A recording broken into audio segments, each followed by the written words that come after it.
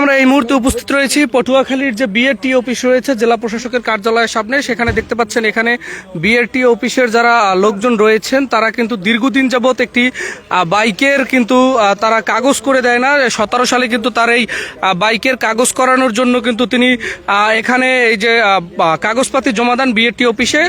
কাগজ করে না দেওয়াতে কিন্তু যিনি বাইকার রয়েছেন তিনি কিন্তু ক্ষিপ্ত হয়ে এই যে মোটরসাইকেলটি কিন্তু জ্বালিয়ে দেওয়ার সিদ্ধান্ত নিয়েছেন এই যে বিএরটি অফিসের সামনে। আপনারা জানেন দীর্ঘদিন যাবৎ কিন্তু এই বিএরটি অফিসের বিভিন্ন দুর্নীতি অনিয়মের অভিযোগ কিন্তু রয়েছে পটুয়াখালীতে। আপনারা দেখতে পাচ্ছেন যে দর্শক সরাসরি আমরা যুক্ত রয়েছি এখান থেকে যে পটুয়াখালীর এই যে বিএরটি অফিস রয়েছে এখানে বসেই কিন্তু এই যে যিনি বাইকার রয়েছেন তিনি কিন্তু তার গাড়ি জ্বালিয়ে দেওয়ার সিদ্ধান্ত নিয়েছেন। তিনি কিন্তু 2017 সালে এই বিএরটি অফিসে কাগজ জমা দিয়েছিলেন। এখন পর্যন্ত কিন্তু তার গাড়ির কাগজ হয়নি।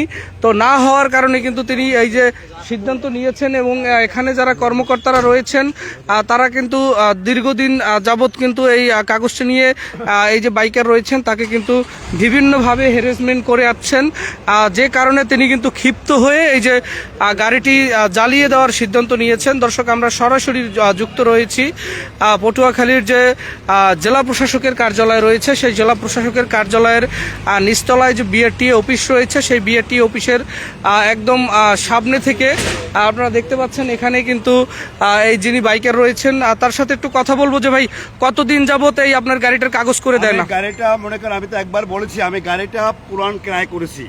আমার পান্তা ফুরাই যায় লবণ আনতে, একটা কথা আছে না, আমি কিন্তু সেই ধরনের ফ্যামিলির ছেলে। আমার কাজের কর্মে লাগে বিধায় আমি গাড়িটাকে সংগ্রহ করেছি, পুরান সংগ্রহ করেছি। তারা কাগজ দেখাইছে এইটা যে এই কাগজটা টাকা জমা দাও এটার নাম্বার হয়ে আসবে। আমি জিজ্ঞাসা করার পরে তারা বলছে এটার ওই যে কাগজটা দেখাইছে এটা ঠিক আছে, এটা কিছুদিনের মধ্যে আসছে পড়বে। এটা ওটা 18 সালে আমি এই গাড়িটা সংগ্রহ করেছি। তারপরে ঘুরতে আমি কয়েকবার নাম্বার বাড়াইয়াও নিছি, মানে ওই ডেট বাড়াইয়ে নিয়েছি যে আমার যাতে কেউ না ধরে। কিন্তু আমি অনেক জায়গায় মনে করেন যে হেনস্থ হয়েছি। হয়তো দেখা গেছে আমার মতো করে আমি আবার গাড়ি ফিরিয়ে নিয়ে আসছি। কিন্তু এরপর আমি এই বিএরটিভিতে ঘুরতে আমি কোনো সুরা পাইতেছি না। এক সময় আমি পটুয়াখালী ছাড়া গাড়ি ওই বাসায় রেখে গেছে, দেখেন গাড়ি চালাইতে পারি না, তেমন জং ধরে গেছে, চাক্কায় কত জং ধরে গেছে। এখন আমি আসছি এতদিন পরে খুঁজা ফাইল বাড়ি করছে দিয়া তাদের ফাইল থেকে বাড়ি করে ওরা কোনো কার্যক্রম কোনো কিছু হয় নাই। আসলে আমার জানতে ইচ্ছা করে যে আপনারা এইটা জানবেন যে আমার যে টাকাটা 17 সালে জমা হতেছে সেটা বালামে জমা হয়েছে কিনা, সেটা একটু আপনারা চেক করেন। আসলে প্রত্যেকটা অফিসে লেখা থেকে দুর্নীতিমুক্ত। আসলে কি দুর্নীতিমুক্ততে আমরা আছি এর ভিতরে?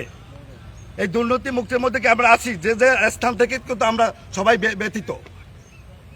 আসলে ইয়ে দেখার কে আছে? কে দেখবে এগুলি?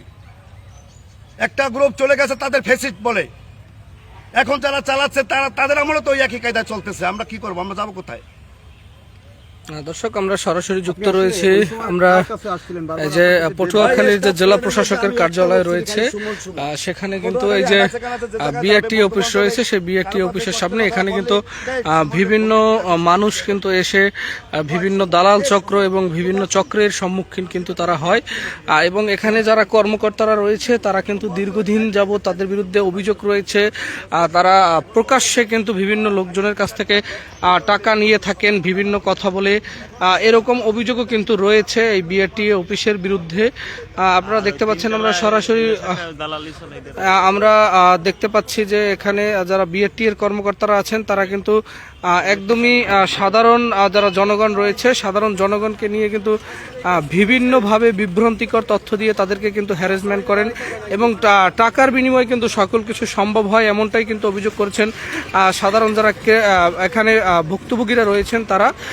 আমরা কিন্তু সরাসরি উপস্থিত রয়েছি এই যে বিএরটি এর সামনে আপনারা দেখতে পাচ্ছেন দর্শক। আচ্ছা এখন যে বর্তমান অফিসারের কাছে আসছে, অফিসার বলছে কি আমাকে জানেন কাগজটা ফাইলটা দেখে বলতেছে টাকা জমা দেন, টাকা লাগবে আর মানে ইতি করে দিলে তারপরে মানে কাগজটা হয়ে যাবে। এখন আবার কিসের টাকা আমি দিছি? আমি তো নাম্বার পেলামই না। এখন আমার নাম্বারটা তো আবার টাকাটা শব্দটা কিসে? পুনরায় আপনার কাছে কত টাকা চাইছে? না এরকম কোনো অঙ্ক বলে না যে টাকা জমা নিয়ে তোমরা এই কাজটা করে দাও, লোকটা অনেক ব্যতীত, বাস ওই আর আমি শান্তি পেয়ে গেছি। এখন এই জন্য আমি চাচ্ছি যে গাড়িটা আমি আপনাদের সাক্ষী রেখে গাড়িটা আমার গাড়ি আমি চালাই যাবো, আমার কারোর প্রতি কোনো কমপ্লেন নাই। আমি মনে করি যে বাবাই না কষে না, আমাদের আঞ্চলিক ভাষায় একটা কথা আছে যে বাবাই না কষে না। আমার গাড়ি চালানোর কোনো যোগ্যতা নাই, আমি গাড়ি খামাখা চালাইতে চাই, আমার কপালে গাড়ি নাই। দেখেন এই গাড়ি পটুয়াখালী শহরে কেউ চালায়, সবাই দেখলে আমাকে বলে যে গাড়িটা একটু চেঞ্জ কর। আসলে কি চেঞ্জ করার মতো ক্ষমতা আমার আছে? চলেন আমরা একটু ওই যে যিনি সুমন সাহেব রয়েছেন তার কাছে একটু যাই। আচ্ছা আপনার যান কেন, আমি এটা আপনার সামনে বই জ্বালাই দিয়ে যাই। আচ্ছা জ্বালাবেন, একটু পরে অপেক্ষা করেন, দেখি ওরা কি সিদ্ধান্ত নেয়। ওরা আমার অনুরোধ করছে, আমি আপনাকে যে ওনাদের অফিস থেকে বলছে ওনাদের সারা এসে একটা সিদ্ধান্ত দেবে, তারপরে একটু পরে আপনি আপনার সিদ্ধান্ত নিয়ে দর্শক আমরা সরাসরি যুক্ত রয়েছে এখানে। ওনাদের যিনি স্যার রয়েছেন তিনি নাকি আশ্বস্ত করেছেন যে উনি এসে একটা ব্যবস্থা এখানে নেবেন। তো দর্শক আমরা এই পর্যন্তই শেষ করলাম। পরবর্তী যদি কোনো আপডেট হয় আমরা আপনাদেরকে জানানোর চেষ্টা করব।